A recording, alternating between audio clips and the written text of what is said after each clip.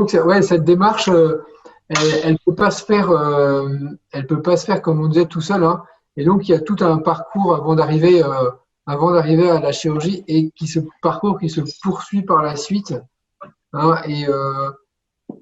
Et pour la gestion de ce parcours, justement, on a une infirmière qui est spécialisée, qui est dédiée à ce parcours, c'est Véronique, hein, qui va vous expliquer un peu quelle est notre façon de faire et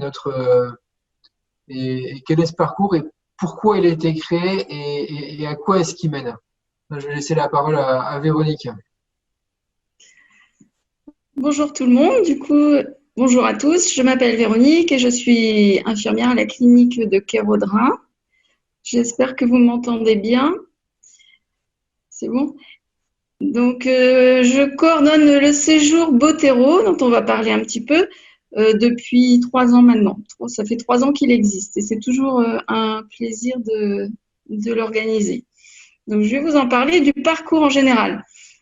C'est un parcours qui dure quand même assez longtemps. C'est une prise en charge pluridisciplinaire pendant plusieurs mois avant l'opération et qui se poursuit après l'intervention aussi. Donc, au préalable, le patient a consulté un chirurgien ou un nutritionniste. C'est pas forcément le début de son parcours parce qu'on s'aperçoit que le patient, quelquefois, il y pense et il y réfléchit, il se renseigne depuis plusieurs années. Et puis, donc un jour, il prend rendez-vous avec le chirurgien, le nutritionniste. Et s'il est éligible selon les critères que le docteur Devoyer a expliqué tout à l'heure, s'il est éligible à la chirurgie bariatrique, il est à ce moment-là inscrit au séjour Botero. Ensuite, donc, que je vais vous décrire. Le séjour Botero, du coup, c'est un séjour à la clinique qui va durer 3 jours, en fait 2 jours et demi en vrai et 2 nuits. Le patient arrive le lundi matin et repart le mercredi midi. On accueille pour alors 6 patients. Sur l'image que l'on voit, c'est un petit peu le parcours en résumé. Donc on se trouve au niveau du séjour Botero, voilà. Donc pendant ce séjour, j'accueille 6 patients. Et le séjour s'articule avec des rendez-vous individuels et des temps partagés. C'est une étape importante dans le parcours du patient. C'est un peu une pause dans sa vie, une coupure dans son quotidien pour réfléchir à son projet de chirurgie bariatrique. Il se produit beaucoup d'échanges pendant ces 3 jours. Et c'est l'occasion souvent d'une prise de conscience du long chemin à parcourir. C'est l'occasion d'identifier les points sur lesquels, en tant que patient, il peut agir pour se préparer à tous les changements que va induire sa chirurgie. Donc, pendant ce séjour, il aura des consultations médicales, la consultation cardiologique, une consultation avec un pneumologue qui consiste surtout à dépister l'apnée du sommeil, qui est une des comorbidités liées à l'obésité. Il aura une fibroscopie gastrique avec un gastro-entérologue et au cours de laquelle on fait une biopsie pour le dépistage d'une bactérie qu'on appelle l'Helicobacter pylori, qui doit être traitée avant une chirurgie sur l'estomac. Voilà. Il y aura aussi une échographie du foie. Là, c'est pour dépister une stéatose hépatique, c'est-à-dire le foie gras. Voilà. Il y aura une consultation avec la psychologue. En général, le patient a déjà vu la psychologue auparavant aussi. C'est un 2e rendez-vous. Là, c'est pour entamer un travail sur soi ou repérer des difficultés psychologiques. Il y aura une consultation d'anesthésie, puisque avant une chirurgie bariatrique, il faut 2 consultations d'anesthésie. Donc, la première est faite assez tôt dans le parcours, pendant le séjour Botero. La deuxième a lieu plus tard lorsque la chirurgie est déjà programmée. Il aura aussi une consultation avec une diététicienne. Et tout à l'heure, elle nous parlera plus en détail. Et puis, il y a un bilan ostéo-articulaire aussi avec le kiné, qui n'est pas là aujourd'hui, donc pour détecter les douleurs articulaires et sur l'appareil aussi. Voilà, en plus de ces consultations-là, il y a, on organise aussi une réunion d'information sociale parce que parfois des situations sociales difficiles peuvent mettre en difficulté le projet médical du patient. Donc l'assistante sociale a pour mission de conseiller, d'informer et d'orienter les personnes. Elle peut aussi les accompagner dans leur démarche. Le patient peut la contacter quand il en a besoin ensuite.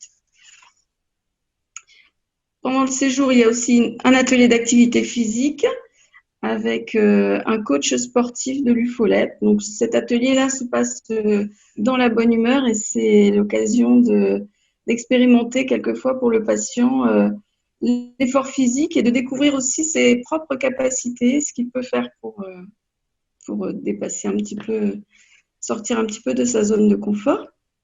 Mais je vois qu'on a Olivier avec nous, Olivier Rabin, donc il nous parlera de l'activité physique aussi tout à l'heure, plus en détail. Voilà. Et un atelier de relaxation, on l'a appelé relaxation, gestion du stress. Il est mené par Patricia, qui est avec nous aussi et qui nous parlera aussi de son atelier et de à quoi il sert aussi dans ce programme. Voilà.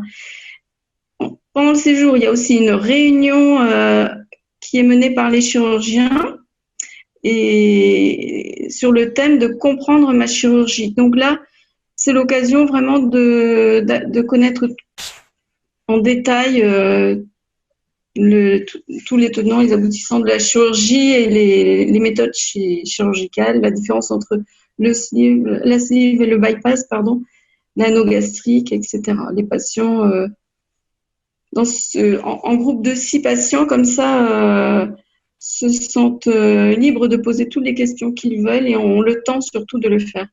Et puis, chaque patient profite des questions des uns et des autres aussi. C'est un échange intéressant qui se produit. Voilà. Il y a aussi une réunion avec des patients qui ont déjà été opérés, qui viennent parce qu'ils sont membres d'une association. Donc, tout à l'heure, on aura aussi l'intervention de Aude, qui représente une des associations, c'est OB Braise. Voilà, donc il nous aide bien aussi dans ces jours-là. Et c'est l'occasion d'avoir des échanges sur le thème du quotidien après une chirurgie bariatrique. Et là aussi, toutes les questions sont les bienvenues. Chacun peut aborder tous les sujets qu'il souhaite. Voilà. Voilà. Et ensuite, on initie aussi le programme d'éducation thérapeutique pendant le séjour Botero. Et là, du coup, peut-être qu'Épiphanie, tu pourras nous l'expliquer. J'explique tout de suite? Oui. On ne t'entend pas beaucoup. Ah, je parle plus fort. Là, c'est bon? Vous m'entendez? Ça va? Donc, bonjour à tous. Moi, je suis Épiphanie Turenne. Je suis diététicienne et je m'occupe aussi donc, de la coordination de notre programme d'éducation thérapeutique. Donc, en fait, quand un patient décide de rentrer dans un parcours de chirurgie bariatrique au centre hospitalier privé de Brest, il rentre aussi dans une démarche d'éducation thérapeutique. Le principe de l'éducation thérapeutique, ça correspond un petit peu à ce que nous a dit tout à l'heure docteur Devailly. L'idée générale, c'est de remettre la personne au centre de sa prise en charge, de partir de ce qu'elle est, de ses capacités, de ses priorités, pour définir les axes et les objectifs de soins. L'éducation thérapeutique, ça s'applique à la maladie chronique, puisqu'on est dans un contexte où la personne doit apprendre à vivre avec sa maladie. Et donc, c'est bien le cas de l'obésité, qui est une maladie chronique et qui reste une maladie chronique, même lorsque la personne a pu bénéficier de la chirurgie. On sait bien que la chirurgie, c'est ce que disait tout à l'heure le docteur Devailly, c'est un coup de pouce. Mais ça ne garantit pas une absence de reprise de poids. Malheureusement, cette reprise de poids est possible. Et donc, pour maintenir les bénéfices de la chirurgie sur le long terme, eh bien, il va falloir adapter ses habitudes et être suivi toute sa vie. Et donc, nous, notre rôle de soignant dans cette éducation thérapeutique, c'est de transmettre aux patients des connaissances et de l'aider à acquérir les compétences qui vont lui permettre de devenir le principal acteur de sa santé et de mieux se soigner au quotidien. L'objectif de tout ça, c'est toujours d'améliorer la qualité de vie de la personne. Et donc, nous, en pratique sur Kéraudrin, on a un programme d'éducation thérapeutique destiné aux patients dans une démarche de chirurgie bariatrique qui a été autorisée par l'Agence régionale de santé en 2017. N'importe qui ne peut pas pratiquer l'éducation thérapeutique, il faut avoir une autorisation pour ça.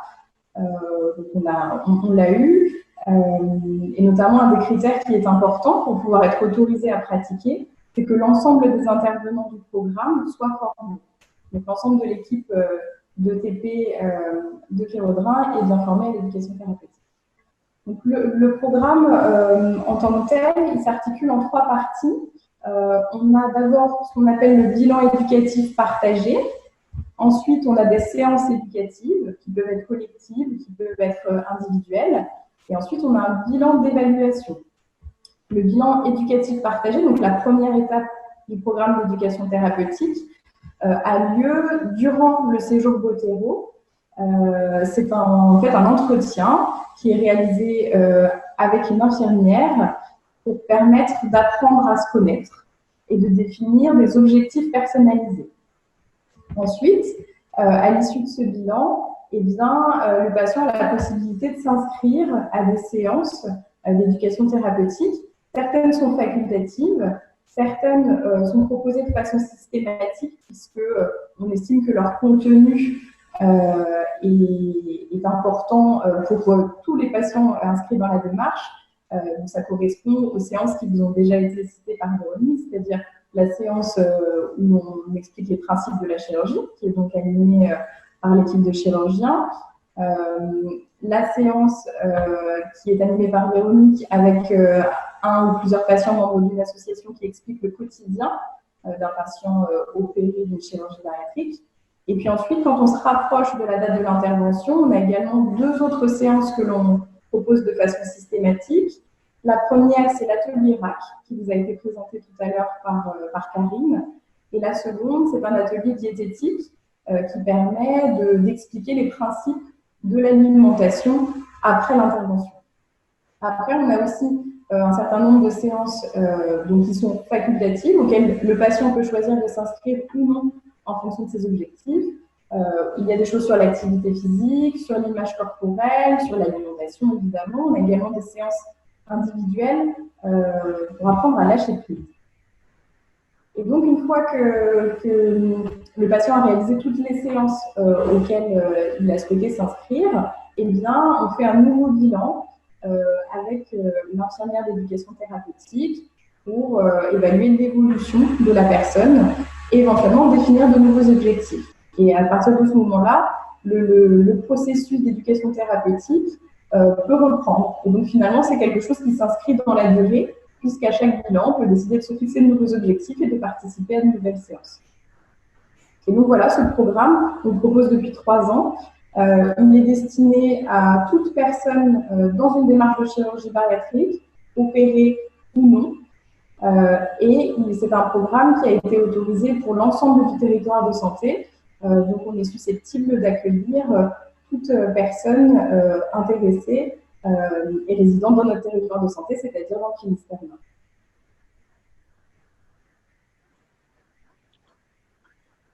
Je te laisse poursuivre, Véronique. Oui, du coup, merci. Donc voilà, on était toujours dans le séjour Bottero et on a compris que le programme d'éducation thérapeutique démarre à ce moment-là pour ceux qui souhaitent s'y inscrire, puisque c'est une démarche libre et volontaire du patient. C'est un plus qui lui est proposé pour son parcours. Et pendant le séjour aussi, j'allais dire aussi on fait des repas partagés le lundi midi et le mardi midi. Et c'est l'occasion juste d'échanger simplement et librement. Il n'y a pas d'autre objectif. Mais c'est un moment agréable aussi de partage. Voilà. Ensuite, après ce séjour-là, le patient, lui, aura d'autres rendez-vous certains pourront découler du bilan fait pendant le séjour Botero, par exemple des examens complémentaires en cardiologie, etc. Mais il aura aussi une consultation avec le chirurgien environ 4 mois, je crois, 4 ou 5 mois après la première consultation. Il reverra le nutritionniste aussi encore avant la chirurgie, 2 fois au moins, et il reverra la psychologue aussi. Après quoi, le dossier du patient sera présenté en RCP, ce qui veut dire la réunion de concertation des professionnels, où chaque dossier patient est discuté. Et de là découle la décision au nom de l'opéré.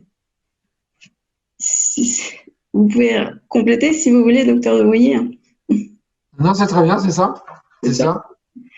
Donc, si c'est un non pour la chirurgie, le patient poursuit son suivi nutritionniste, suivi psychologique, et il peut continuer aussi son parcours dans le programme d'éducation thérapeutique pour tout de même mener à bien son projet de perte de poids. Et le dossier peut même être représenté plus tard si lui est dit qu'il faut qu'il poursuive sa préparation avant une chirurgie. Oui, c'est ça. Alors, ce qui est important, là, je permets juste d'interrompre 2 secondes, Véronique, c'est que sur la RCP, donc c'est important. Ce qu'on veut vraiment, c'est que les patients, quand ils arrivent à la chirurgie, vous soyez tous prêts et dans les meilleures conditions. Et donc, c'est pour ça parfois, on décide, en fait, à la relecture du dossier, de prolonger un peu le suivi parce que on peut se dire qu'il y a peut-être certains points qui sont pas encore tout à fait au point, qui sont peut-être encore un peu à approfondir ou à éclaircir, etc. Et qu'il faut mieux prendre encore un peu de temps avant la chirurgie. Alors, c'est plutôt ça l'idée, plutôt que des noms catégoriques. Hein. Plutôt que prendre un peu le temps, un peu plus de temps pour la réflexion. Voilà. Hein, mais et le but, c'est vraiment que chacun arrive au mieux à l'intervention.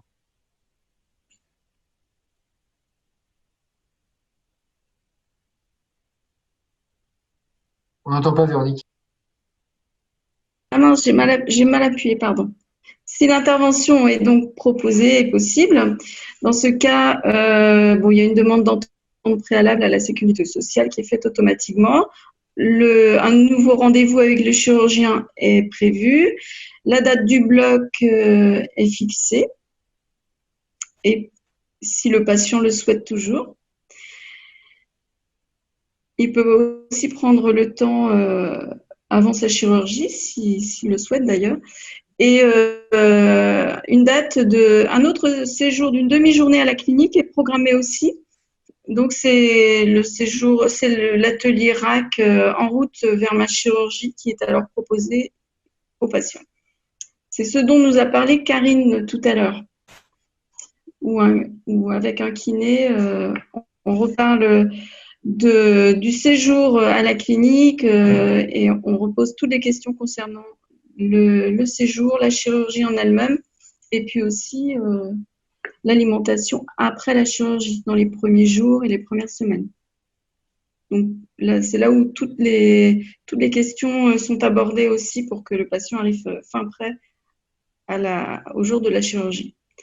Ensuite, lorsqu'il vient se faire opérer, il passe 2 à 3 jours en général, 2 jours et demi à la clinique en moyenne.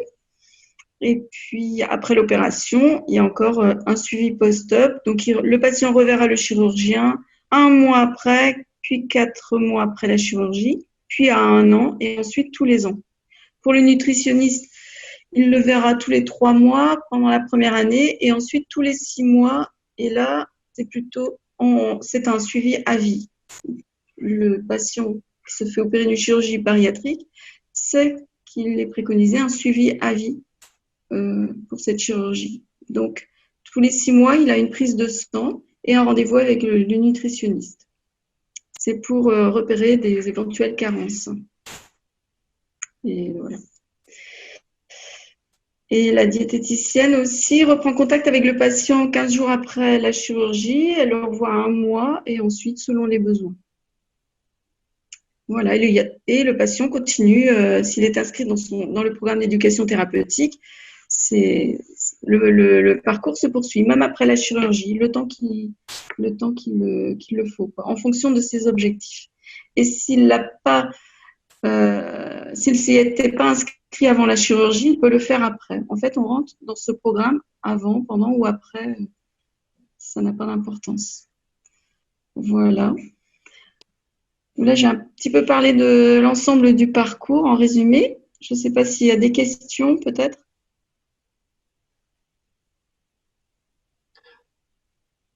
Ce qu'il faut savoir avec ce parcours, l'objectif, hein, c'est vraiment je rebondis sur ce qu'a dit Véronique, lors du séjour, en particulier le séjour Botero, l'objectif, c'est vraiment que, en tant que patient, alors au début, c'est normal, hein, une certaine appréhension, hein, se dire on va passer là 2-3 jours à la clinique avec des gens qu'on connaît pas, c'est un environnement nouveau, c'est plein d'inconnus. Mais il faut savoir que c'est un peu, tous les patients qui y sont passés nous le disent, hein, c'est une bulle. Un peu une bulle, on fait un peu une pause dans le quotidien. Il n'y a plus le boulot, il n'y a plus la famille, il n'y a plus les enfants, il n'y a plus les tracas du quotidien. Et puis on se retrouve entre personnes qui ont un peu tous les mêmes problèmes de santé et prendre le temps de se poser ces questions. Voilà, ben ouais, je suis en surpoids, je suis en problème d'obésité. Voilà, et ben voilà, réfléchir un peu sur ce sujet-là. Et l'objectif, c'est vraiment de partir du séjour avec des réponses à toutes les questions qu'il peut y avoir. Donc voilà, il n'y a aucune question taboue. Voilà, faut que tout puisse être abordé. Et puis avec l'idée que voilà, chacun puisse avoir toutes les clés pour pouvoir après choisir sereinement, tranquillement, ce qu'il fera, ce qu'il ira jusqu'à la chirurgie ou pas. Mais au moins voilà qu'il n'y ait pas de zone d'ombre en repartant de là et pouvoir continuer ensuite sereinement le parcours s'il le souhaite. C'est vraiment ça l'objectif.